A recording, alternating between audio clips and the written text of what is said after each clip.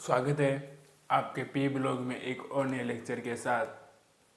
जो पिछली क्लास में हमने जो पी ब्लॉग के बारे में हमने स्टार्ट की थी यूनिट नंबर 2, उसके बारे में हमने कुछ बातें थी वो कर ली थी। जैसे एलिमेंट्स कौन कौन से होते हैं, इलेक्ट्रॉनिक विन्यास के बारे में थोड़ा बहुत हमने पढ़ लिया था। ठीक है, अब जो हम आगे क्या करने वाले हम उसके कुछ क्या तुलनात्मक अध्ययन, यहाँ से हमारा चैप्टर क्या होता है स्टार्ट होता है। ठीक है, यूनिट हमारी स्टार्ट होती है पी ब्लॉक की। इसमें हमारा पहला ही टॉपिक होता है परमाणु त्रिज्या। अगर आपने एस ब्लॉक को अच्छे से देखा होगा, यूनिट नंबर 1 को अच्छे से देखा होगा, तो आपको पता होगा परमाणु त्रिज्या होती क्या है। हम वापस रिपीट कर देंगे परमाणु त्रिज्या के अंदर। ठीक है, अब वहाँ पर तो आपको सिर्फ 2 ही वर्ग देखने वाले थे, इस प्रकार से आपको 2 ही वर्ग देखने को मिल रहे थे। यहाँ पर अब आवर्त भी आ जाता है, तो थोड़ा और हमारे पढ़ने के लिए पढ़ना पड़ेगा इसको, क्योंकि जब हम डी ब्लॉक में जाएंगे तो ये चीज़ वापस रिपीट नहीं करूँगा, क्योंकि वहीं पर भी यही कॉन्सेप्ट आपको देखने को मिलेगा। एफ ब्लॉक में थोड़ा सा कॉन्सेप्ट चेंज हो गया, वहाँ पर सिर्फ आपको 2 आवर्स देखने को मिलेंगे, ना कि 2 वर्ग देखने को मिलेंगे। ठीक है, अब देखिए कुछ जो इस प्रकार से हम चलते हैं ना, ऐसे ये तो हम जाते हैं अवर्ग की तरफ। ठीक है, और जो ऐसे चलते हैं वो किसकी तरफ जाते हैं, आवर्त की तरफ। ठीक है, जैसे मैं कह रहा था ऐसे वर्ग कितने होते हैं, ये होते हैं टोटल 18। ठीक है, और ऐसे मैंने आवर्त की बात की थी, वो कितना है 7। ठीक है, और इस प्रकार से देखो कि वर्ग कुछ इस प्रकार से हो गए हैं, आवर्त कुछ हो गए हैं इस प्रकार से। ठीक है, समझ में आपको आ गया होगा। अब हम बात कर रहे थे पी ब्लॉक की, बहुत चीज़ें समझने की जरूरत है। आवर्त समझ में आपको, वर्ग इस प्रकार से होगा और आवर्त कुछ इस प्रकार से होगा। ये चीज़ कॉन्सेप्ट जब तक क्लियर नहीं होगा आपके दिमाग के अंदर, तब हम त्रिज्याओं के बारे में आप नहीं समझ पाएंगे। ठीक है, अब देखिए परमाणु।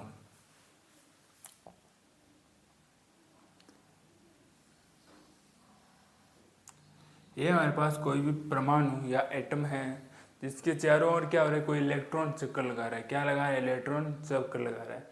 और किसके चक्कर लगा रहा है, इसके अंदर एक धनावेशित होता है जिसको नाभिक बोलते हैं।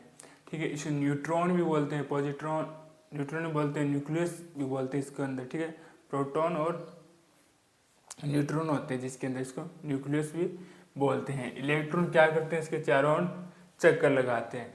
जैसे हम वर्ग की बात करें, अब त्रिज्या क्या होती है देखिए, नाभिक से जो बाह्यतम कक्ष है, नाभिक से जो बाह्यतम कक्ष है, उस बाह्यतम कक्ष में जो इलेक्ट्रॉन हैं उनके जो मध्य की दूरी है वही कहलाती है परमाणुक त्रिज्या।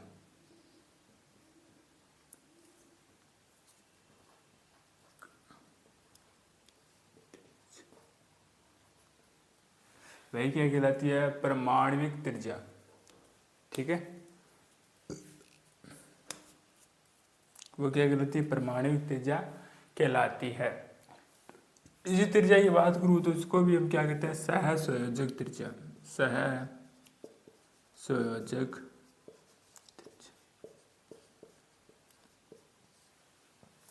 अब एक वांडरवाल्स त्रिज्या भी है, उसके बारे में भी चर्चा करेंगे।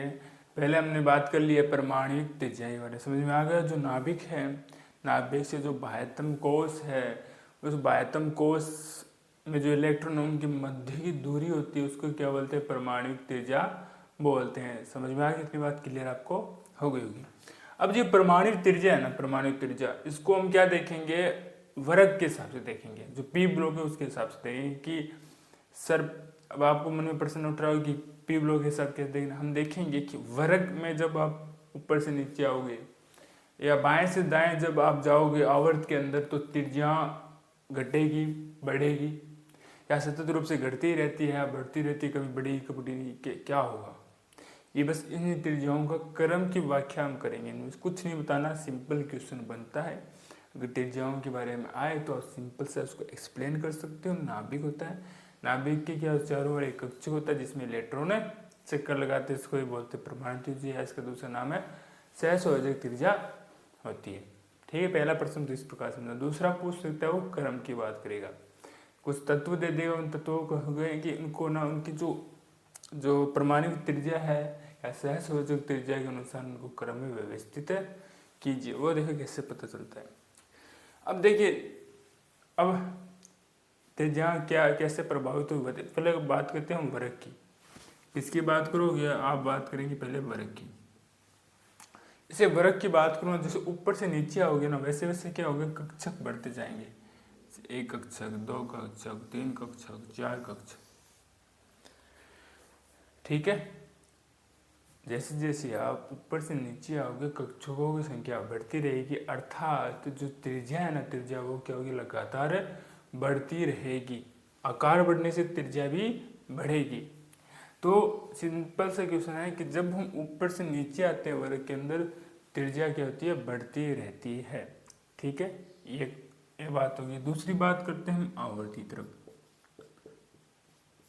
जब आप आवर्त की बात करोगे ना, तो इसके अंदर कक्ष नहीं बढ़ेंगे, इलेक्ट्रॉन बढ़ेंगे। क्या बढ़ेंगे? इलेक्ट्रॉन बढ़ेंगे। मैंने एक आपको बताया था प्रभावी आकर्षण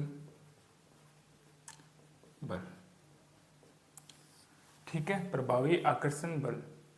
अब इसमें क्या होता है, जो इलेक्ट्रॉन है ना, इलेक्ट्रॉन, अब इस जितने इलेक्ट्रॉन इसके बाहर होंगे, क्या होंगे, थोड़ी बात को समझ लीजिए। जितने इलेक्ट्रॉन बाहर होंगे ना इसके, उतना ही क्या करेगा, ये जो नाभिक है उसको क्या कर देगा, आकर्षित करने का प्रयास करेगा।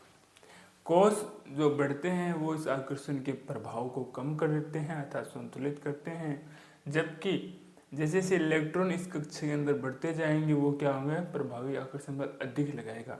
तो अधिक लगाने का अर्थ है तो अपने पास खींचने का प्रयास करेगा, जिससे इसका आकार सिकुड़ जाएगा, संकुचित हो जाएगा। तो अब देखोगे जैसे हम बाएं से दाएं तरफ जाते हैं आवर्त सारणी के अंदर, तो आपको क्या दिखता है, त्रिज्या होती है वो उनका आकार कम होता दिखता है। त्रिज्याओं के मान में आपको कमी होती दिखाई देती है। क्या देती है? त्रिज्याओं के मान में कमी होती है, आपको दिखाई देगी, ठीक है। इतनी हमने बात कर ली अभी तक। अब देखिए इसके दो क्या कारण हो सकते हैं। पहला आपने पढ़ लिया है कारण, वो मैंने कहा था आपको, इसको कहते हैं, जैसे हमने पढ़ा था सेमेस्टर के अंदर, मुख्य जो क्वांटम संख्या है, मुख्य क्वांटम संख्या ही वो है जिसमें वो कोष बढ़ाती है, जिसको हमने के, एल और एम तथा एन से निरूपित किया था, ठीक है। पहला होता है क्वांटम संख्या का बढ़ना, ठीक है। दूसरा क्या कारण होता है, इलेक्ट्रॉनों का कम होना और प्रोटॉनों का बढ़ना। जब हम आयनिक त्रिज्याएं निकालते हैं, आयनिक त्रिज्याएं क्या होती है उनको समझते हैं। ये भी बनाती है उत्कृष्ट गैस, अक्रिय उत्कृष्ट गैस बनाती है, जिसका अर्थ है कि उत्कृष्ट गैस विन्यास को ये प्राप्त करना चाहेंगे, इसके लिए प्राप्त करना चाहेंगे तो वो क्या करेंगे, एक इलेक्ट्रॉन को अपने अंदर से बाहर निकालेंगे। क्या निकालेंगे? एक इलेक्ट्रॉन को परमाणु बाहर निकालेगा। जब एक इलेक्ट्रॉन को बाहर निकाल जाता है, प्रोटॉनों की संख्या में वृद्धि हो जाती है और परमाणु क्या हो जाता है, स्थायी हो जाता है। तो देखो प्रोटॉनों की संख्या तो क्या होती है, वृद्धि होती है। प्रोटॉनों की संख्या में, प्रोटॉनों की संख्या में क्या होगी, वृद्धि, और इलेक्ट्रॉनों की संख्या में क्या होगी, कमी। ये दो कारण हैं, संख्या में क्या होगी, कमी, ठीक है। दो चीजें हमने पढ़ी, ठीक है। अब इसके बाद जो हम शुरू करेंगे वो करेंगे वान डेर वाल त्रिज्याएं। नहीं, वान डेर वाल त्रिज्याओं में क्या होता है, पहले क्रम की बात कर लेते हैं। क्रम किस प्रकार से आप परिभाषित कर सकते हैं, ठीक है। जैसे हमने कल ट्रिक बनाई थी, फिर एक बार उनसे वापस रिपीट करते हैं। 13 वर्ग होता है, उसको हम साथ में बताते हैं, उसको बोरॉन फैमिली कहते हैं, क्योंकि सारे के सारे तो तत्व होते हैं बोरॉन तत्व के अंदर आते हैं, ठीक है। इलेक्ट्रॉन मैंने निकाल सकते हो, आलू, बैंगन, आलू, गाजर, इन, ठीक है। बस मैं इसी बोरॉन फैमिली की बात करता हूँ। तो इसमें जो आकार देखना चाहूँगा, तो आकार की वृद्धि मैंने कहा ना कि जैसे जैसे ना आगे जड़ते जाते हो ना, त्रिज्याएं बढ़ती जाती है। तो मैं कुछ इसको इस प्रकार से लिख लूँ, ठीक है। आकार बढ़ता जा रहा है ना, क्या बढ़ता जा रहा है, आकार बढ़ता जा रहा है। इसका इससे बड़ा, इसका इससे बड़ा और इसका सबसे बड़ा, ठीक है। आकार इसमें बढ़ता जा रहा है जैसे ऊपर से नीचे आओगी।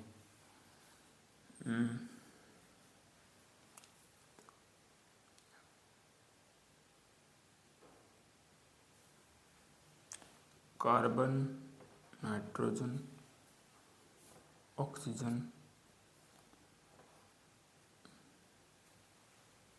Fluorine, neon.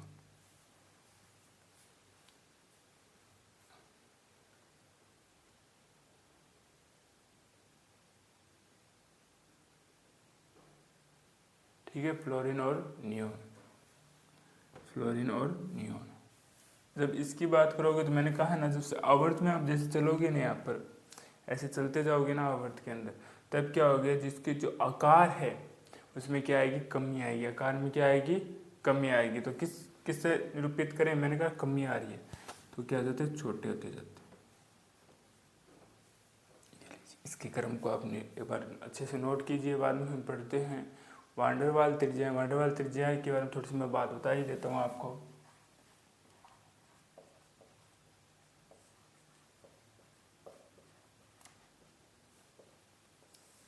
एक जो सिंगल परमाणु होता है, एक परमाणु होता है ना, उनके मध्य जो भी त्रिज्याएं आपको ज्ञात की होगी, परमाणु की त्रिज्याएं, एक परमाणु के लिए उसे ही क्या बोलते हैं, वान डेर वाल त्रिज्याएं बोलते हैं। समझ में आ गया होगा। जब हम एक ही परमाणुक त्रिज्याओं की जब बात करते हैं, परमाणु त्रिज्या उसकी क्या बोलते हैं, परमाणुक त्रिज्या बात करते हैं। ठीक है, वान डेर वाल त्रिज्या थोड़ी सी और स्थिर जानकारी प्राप्त करेंगे, तब तक आप इसको नोट डाउन कीजिए। ठीक है, हम बात कर रहे थे परमाणु त्रिज्या के बारे में, तो वान डेर वाल त्रिज्या के बारे में बात कर रहे थे ना, वान डेर वाल त्रिज्या। वान डेर वाल त्रिज्याओं के बारे में बात करी थी। मैंने बताया था कि एक परमाणु के लिए लागू होती है। किसके लिए, एक परमाणु के लिए। एक परमाणु क्यों बनाते हैं, दो कारण होते हैं उसके लिए। एक तो स्थायी विन्यास और अक्रिया। उनका विन्यास तो स्थायी होगा और वो क्रिया नहीं करेंगे किसी अन्य तत्वों से, अधिक्रियाशील नहीं होंगे। और क्या, एक परमाणु।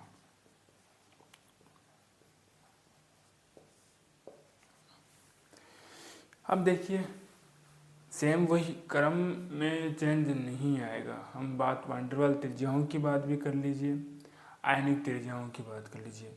जो लिखने योग्य बात है, समझने योग्य बात है, वो यह है कि आप लिख कर क्या आते हो। दो कंडीशन आपको दी हुई है। पहली कंडीशन हमने बात की स्थायी विन्यास, और जब दूसरी की बात कर रहे हो तो मैंने कहा है कि वो क्या होते हैं, अक्रियाशील होते हैं। जब एक परमाणु के लिए इस प्रकार की जो परमाणु त्रिज्याएं आप निकालोगे, उसको वान डेर वाल त्रिज्याएं कहेंगे। क्रम में सेम ही रहेगी, कुछ भी बदलाव नहीं होगा। इसमें छोटी सी एक और बात आपको कहना चाहूँगा। जैसे मैं बात करता हूँ स्फेरिकल बाहर, सॉरी,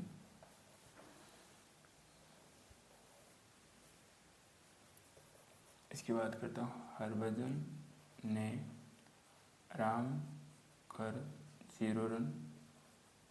मैं इसकी बात करता हूँ, उत्कृष्ट गैस की बात करता हूँ। ठीक है, ठीक है, इसकी बात कर लेता हूँ। तो इसमें त्रिज्याएं की अगर हम बात करें तो ये होती है 0.9 समथिंग, ये होती है 1.3, ये होती है 1.7, ये होती है समथिंग 1.8, ये होती है 2.10, ठीक है, 0.2, ये होती है 2.1।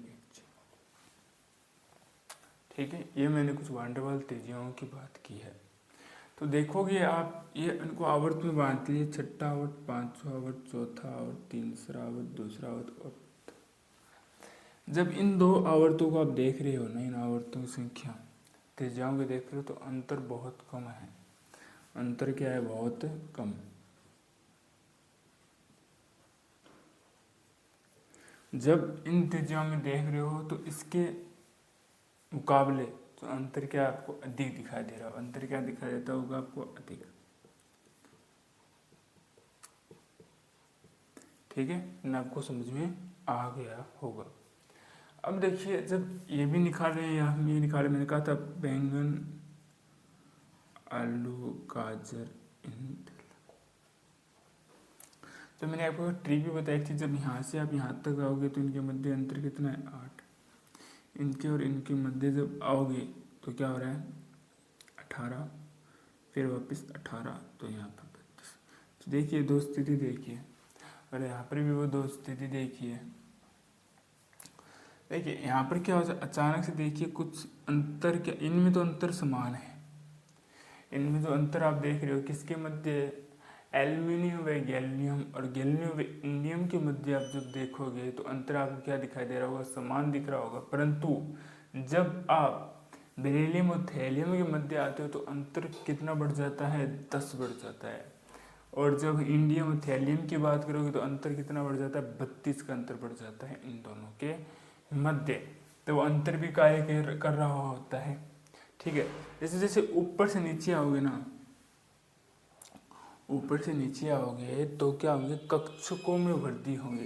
इस चीज़ को बहुत अच्छे समझ लेते हैं। देखिए पहले हम बात करते हैं बेरिलियम की। बेरिलियम कितने नंबर पर आता है, 5 नंबर पर। उसको अच्छे से समझते हैं। देखिए बात फिर से आपको 5 पर आता है ना, 8 और बढ़ा दीजिए, हो जाते हैं टोटल 11, सॉरी ये हो जाते हैं आपके 13, सॉरी 13 हो गए।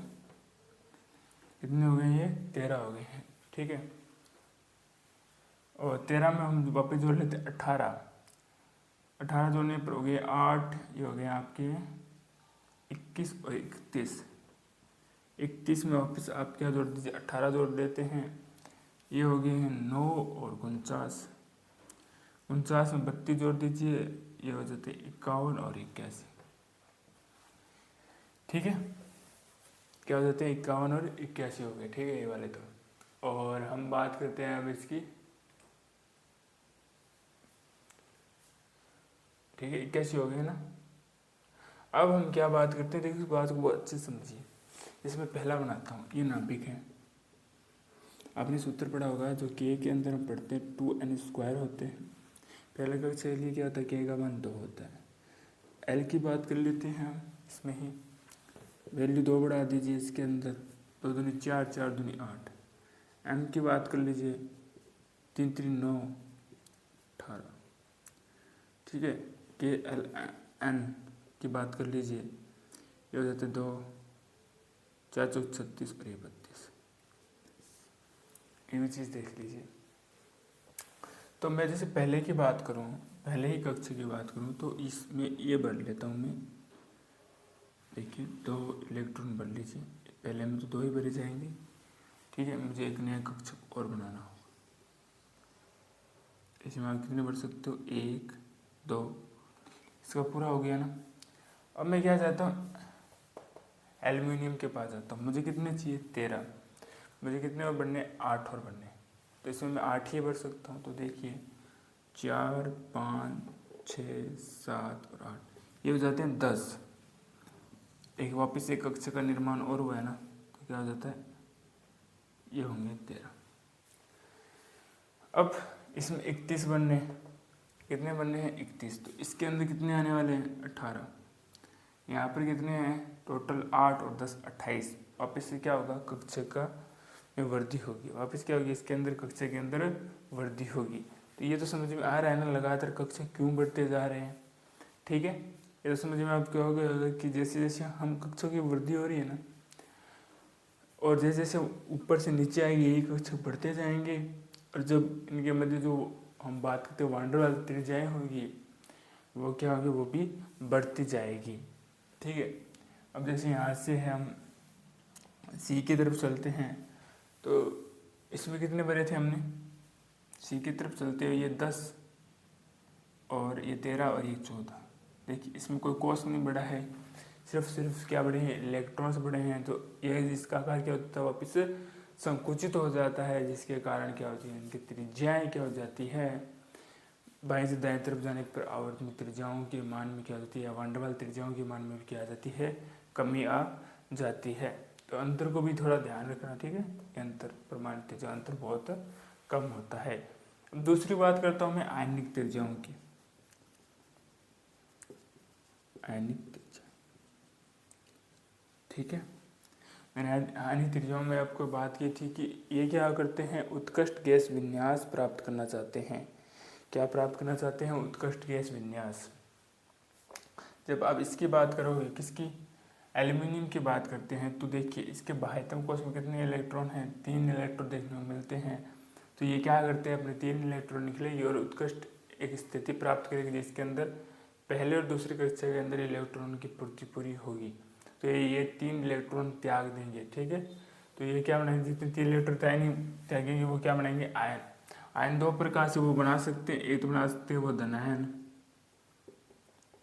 एक ऋणायनिक बना सकते हैं, ठीक है। ऋणायन की बात करो तो कुछ इस प्रकार से Cl- के रूप में उसको दर्शाया जाता है।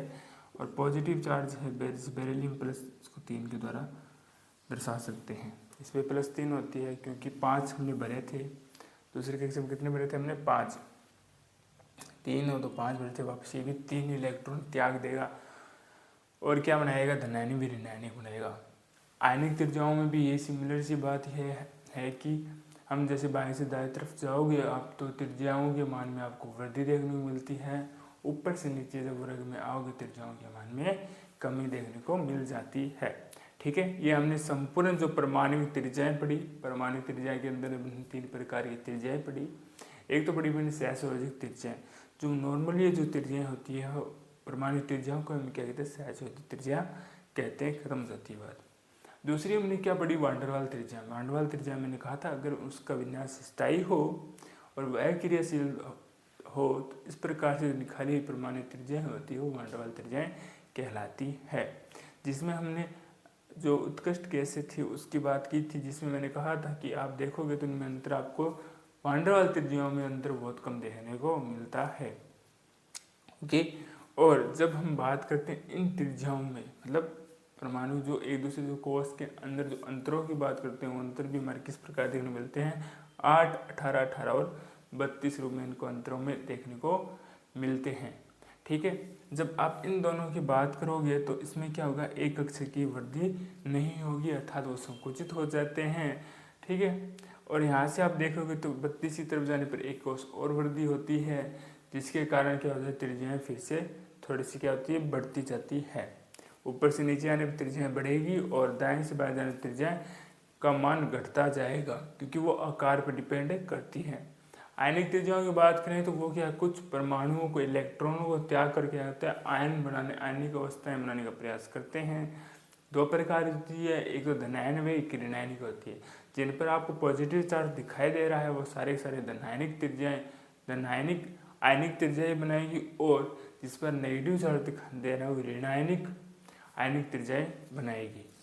अब जो हम बात करेंगे वो करेंगे आयनन ऊर्जा व आयनन विभव की बात करते हैं, ठीक है। हम फिर थोड़ी और चर्चाएं कर लेते हैं। देखो आयनन ऊर्जा क्या होती है, आयनन ऊर्जा सिंपल सी बात है, जो ये परमाणु है ना, ये परमाणु, इसमें जो बाह्यतम कोश में जो इलेक्ट्रॉन है उस इलेक्ट्रॉन को निकालने के लिए जितनी ऊर्जा की आवश्यकता होती है उसको ही आयनिक त्रिज्याएं कहते हैं। और इसके अंतर्गत जो विभव निकाला होता है उसे कहते हैं आयनन विभव हम कहते हैं, ठीक है।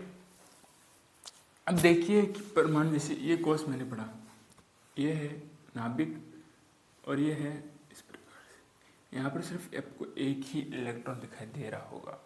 इसमें क्या है, एक ही इलेक्ट्रॉन आपको दिखाई दे रहा होगा, तो इसके लिए मुझे ऊर्जा कम देनी पड़ेगी।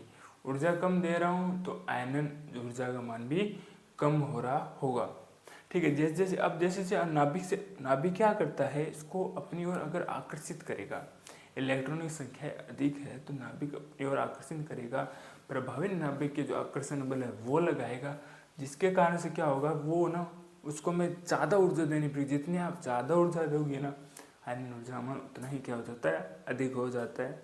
हमने एस ब्लॉक के अंदर भी पढ़ा था, ठीक है। जैसे मैं ऊपर से नीचे तो कोष बढ़ते जाते हैं ना, तो अर्थात वो नाभिक से क्या होता है, जो बाह्यतम कोश का इलेक्ट्रॉन है वो दूर होता जाता है, उतनी ही हमें क्या चाहिए होती है, कम ऊर्जा चाहिए होती है, ठीक है। और इसमें बाएं से दाएं जब जाते हैं आवर्त के अंदर तो क्या होता है कि हमें नाभिक बढ़ता जाता है, प्रभावी नाभिक क्या तो हमें ऊर्जा ज़्यादा चाहिए होती है, ठीक है, ठीक है। हम बात करते हैं, जैसे इसकी बात कर लेते हैं, आयनन ऊर्जा की बात कर लेते हैं, क्रम की बात कर लेते हैं, तो ठीक है। जब मैं इसकी बात करता हूँ तो बेरिलियम की बात करता हूँ तो मुझे ना बेरिलियम एल्युमिनियम के लिए ना सबसे कम चाहिए होती है ऊर्जा, ठीक है। फिर मुझे गैलियम के लिए भी बहुत कम ऊर्जा चाहिए होती है। फिर मैं इंडियम की बात करता हूँ तो इसके लिए मुझे ऊर्जा कम चाहिए होती है। और मैं थैलियम की बात करता हूँ तो इसके लिए मुझे ऊर्जा कम चाहिए होती है। सबसे कम मुझे किसके लिए चाहिए? थैलियम के पास, क्योंकि बाह्यतम कोश इसमें बढ़ गए हैं और इलेक्ट्रॉन निकालना मेरे लिए बहुत आसान है, ऊर्जा देनी बहुत आसान है। कम ऊर्जा में मेरा काम हो जाएगा तो आनंद ऊर्जा इसकी कम हो जाती है। मैं बात करता हूँ यहाँ से तो CnO(F) तो इसमें क्या होता है, लगातार इलेक्ट्रॉन में वृद्धि होती जाती है तो मुझे ऊर्जा अधिक देनी पड़ेगी, अर्थात जो आयनन ऊर्जा है उसकी भी वैल्यू लगातार बढ़ती जाती है। तो सबसे अधिक ऊर्जा इसकी, फिर इससे इसकी, फिर इसकी और इसकी। ये भी क्या होगा, आपको आयनन ऊर्जा के बारे में भी थोड़ा समझ में आ गया होगा। ठीक है, और जो बाकी इसमें जो गुण है, तुलनात्मक अध्ययन के जो गुण हैं हम अगली क्लास में पढ़ेंगे। आशा करता हूँ ये सेकंड यूनिट का आपको जो दूसरा लेक्चर है वो अच्छे से समझ में आया होगा। मेरा यही मानना है कि लगातार रिवीजन कीजिए, जैसे हमने एस ब्लॉक के अंदर पढ़ा था उसी प्रकार से हम पी ब्लॉक को भी पढ़ेंगे। लगातार रिवीजन करते रहिए। कोई भी सिंगल डाउट्स आपके मन में हो तो कमेंट्स बॉक्स में लिखिए, अगली क्लास जो भी होगी उसमें आपको सोल्यूशन दिया जाएगा। धन्यवाद।